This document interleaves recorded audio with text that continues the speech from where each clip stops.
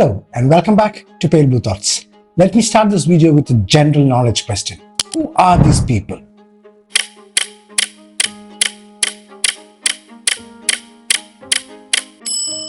If you haven't guessed already, they are the second man and the first woman to go into space, Yuri Gagarin and Valentina Tereshkova. So then, the next question that you are likely to ask is, who then is the first man to go to space?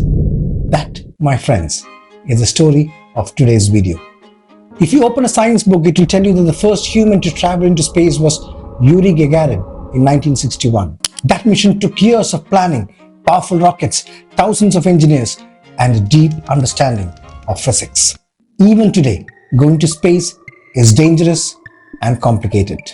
Now imagine hearing a claim that more than 1,000 years earlier, a man traveled far beyond Earth, not in a spacecraft, in a single night, passing through heavens, meeting prophets, and returning before anyone notices that he is missing in the morning.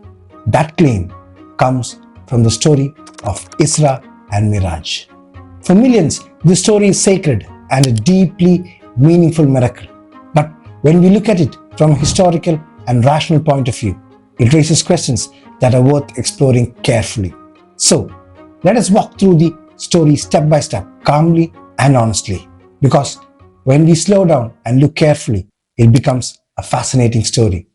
One that reveals a great deal about belief, history, and how humans make sense of this world.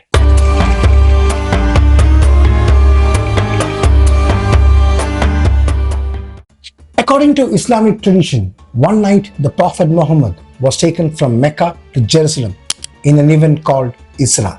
From there, he ascended through the heavens in what is called Miraj. The distance from Mecca to Jerusalem is roughly 1,200 kilometers in a straight line and closer to 1,400 and 1,500 kilometers by actual travel routes across land. Today, that journey by airplane takes almost 2 to 3 hours.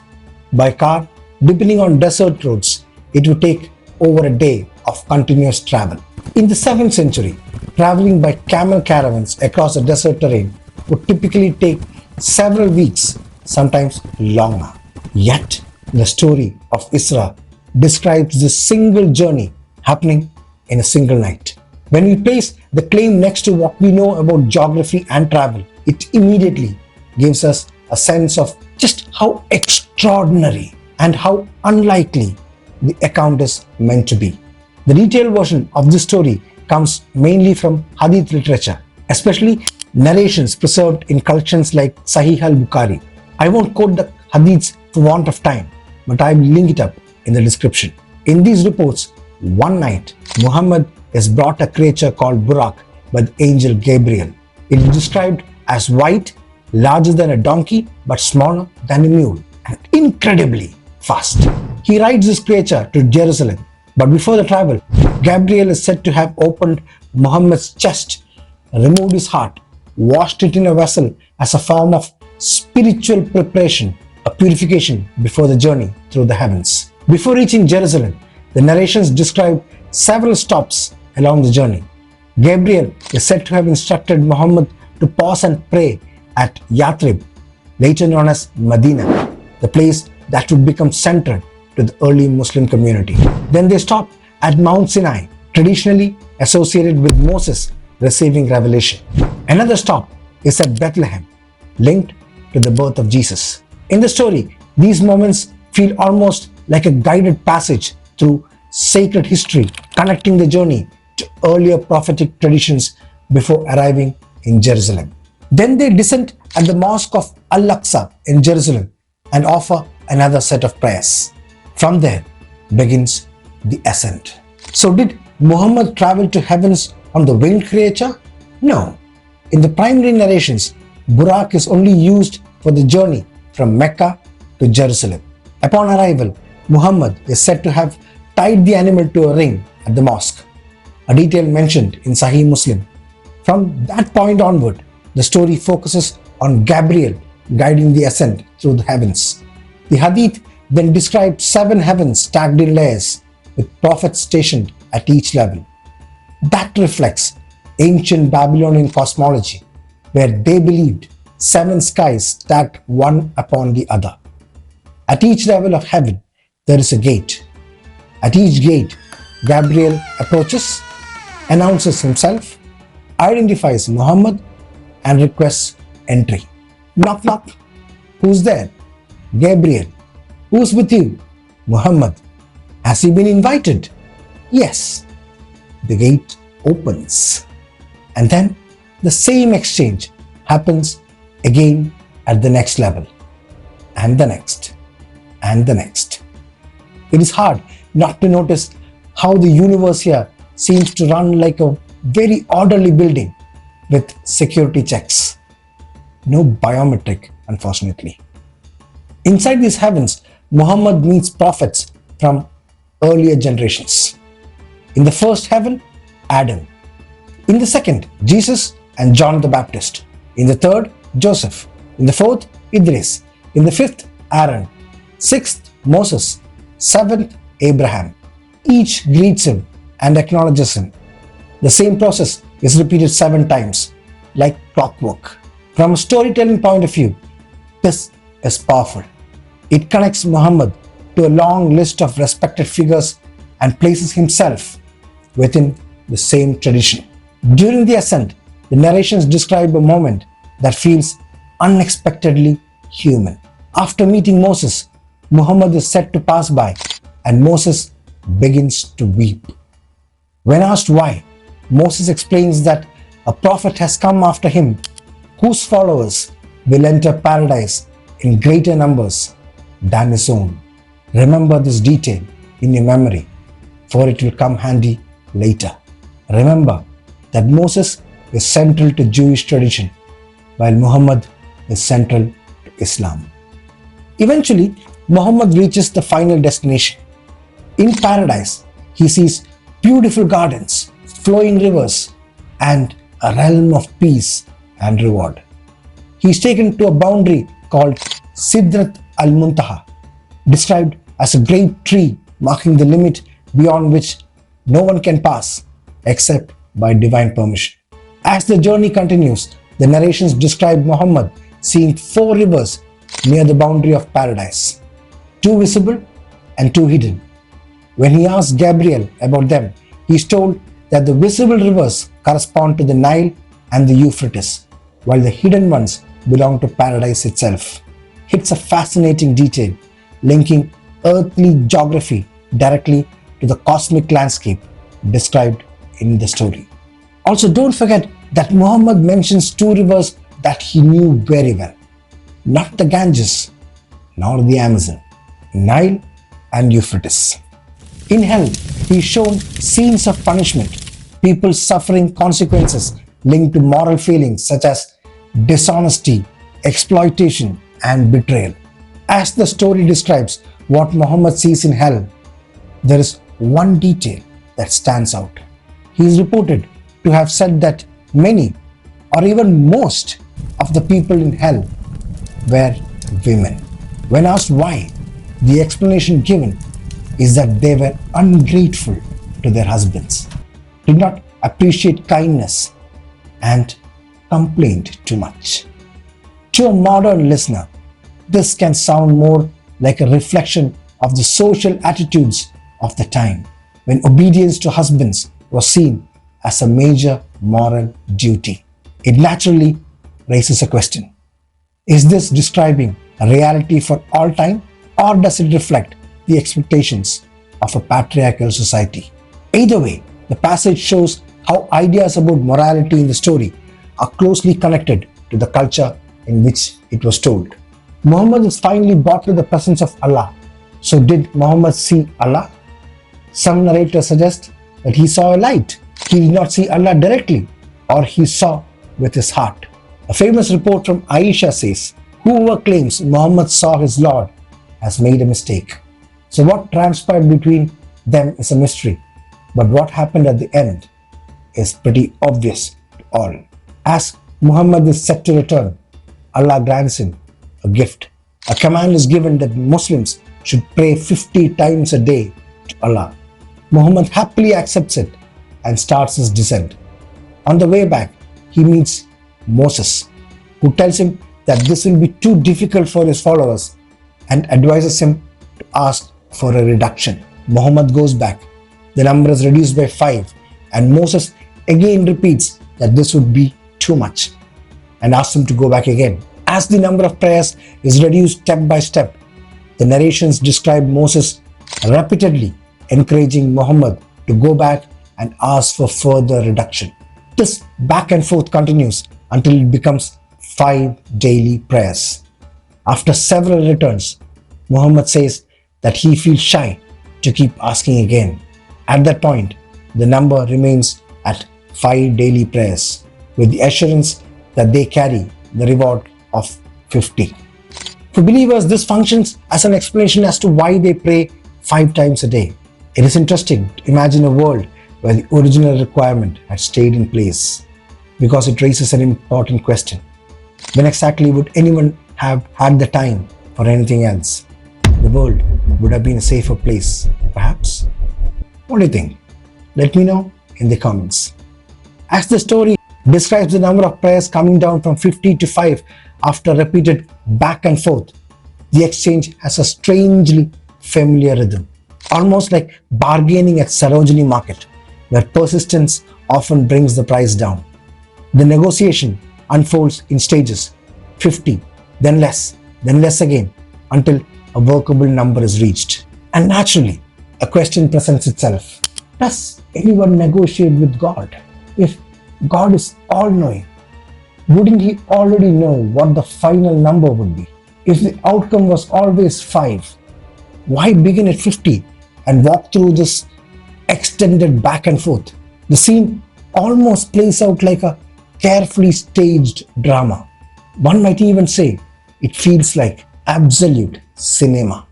Anyways, Muhammad is dropped back and is found exactly at the same spot the following morning. Now, let's pause and ask an important question. Did early Muslims all agree on what happened? Interestingly, no.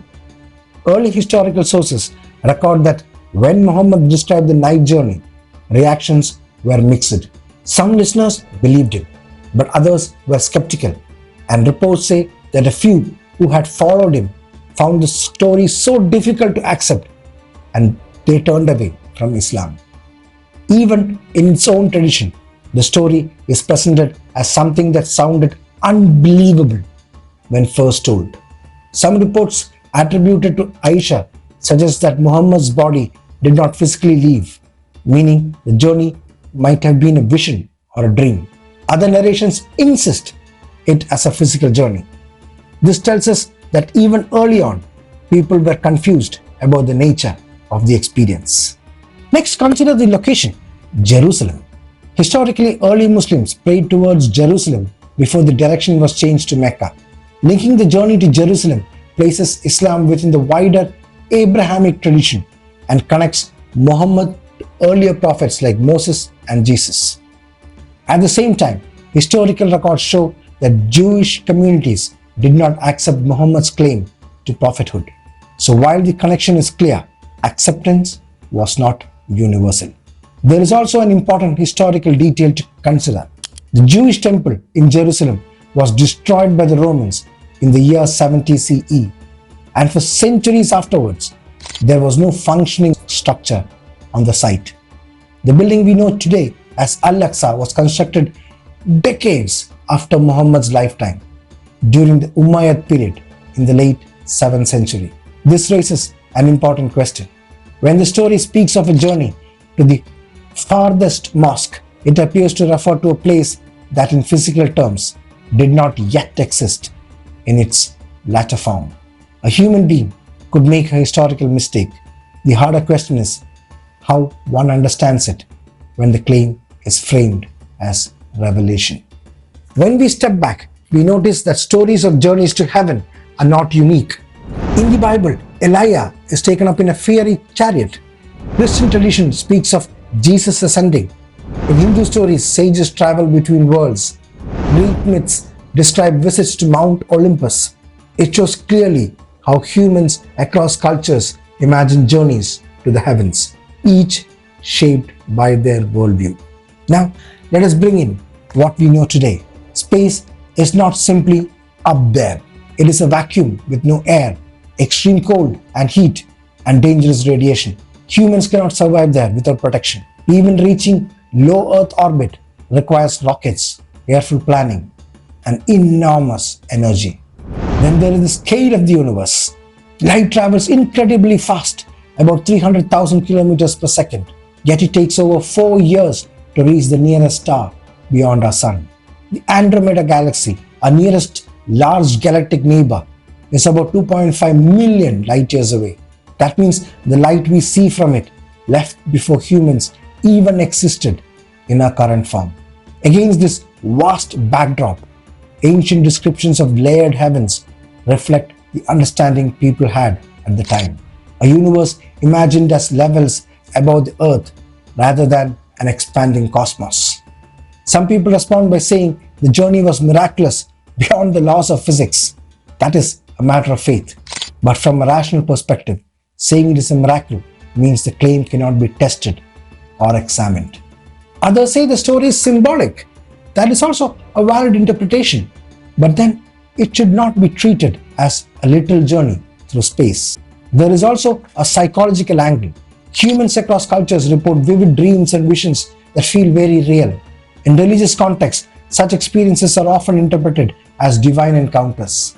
Understanding this helps explain how powerful spiritual narratives can arise without requiring physical travel. Historians often ask a simple question: why would a story like this appear at this point in early Islamic history? One possibility is that it helped place Muhammad within the tradition of earlier prophets. By linking the journey to Jerusalem and showing encounters with figures like Moses and Abraham, the story could reinforce the idea that his message continued the same line of revelation known to Jews and Christians. Another explanation is that the vivid descriptions of heaven and hell served as powerful moral warnings. Stories of reward and punishment can strengthen belief, encourage obedience, and make abstract ideas feel immediate and real. There is also a historical context to consider. In Mecca, critics are reported to have asked Muhammad to show signs or miracles like those attributed to earlier prophets. The night journey could be understood as a response to those expectations. Some scholars note that the story appears during a difficult period in Muhammad's life, sometimes called the Year of Sorrow, when he faced personal loss and social pressure. In that light, the narrative may also function as a message of reassurance and validation. So, what do we see when we look at the story as a whole? We see a narrative that carefully links a new religious claim to older traditions, placing its central figure in conversation with prophets everyone already respected. We see a story that gives heavenly authority to daily rituals. We see a picture of the universe that looks exactly like how people in the 7th century imagined the sky: layered canopies above the earth, gates that open on request, and a cosmos that feels suspiciously like a well-managed bank. And when we compare it with stories from other cultures, it stops looking unique and starts looking familiar. From a skeptical perspective, the issue is brutally simple. We are being asked to believe that a human being traveled across vast distances, moved through the structure of the universe, met figures from different eras, negotiated divine commands, and returned, all without leaving a single trace outside of the tradition that reports it. No independent witnesses, no corroborating records, no physical evidence, just a story repeated until it feels normal. If we applied the same standards we use everywhere else, in history, in science, in everyday life, we would recognize this immediately for what it resembles: just a story, not a documented event. And here is the uncomfortable part. If someone from another religion described an almost identical journey, a night flight, meetings with God, revelations about rituals, most people would have no hesitation calling it mythology. And once we start to accept extraordinary claims without evidence, we open the door to believing anything that is told with enough confidence. So perhaps the question is not whether the story is meaningful, but whether we have reason to believe it happened as described. And remember, this story was controversial even when it was first told. At some point, we have to decide whether we care more about comforting stories or about what is actually true. To me, it looks a lot more like a story about the heavens told from the ground. If you stayed till the end, you clearly care about thinking deeply. So subscribe, share your thoughts below, and let's keep questioning together. And you will see me in the next one.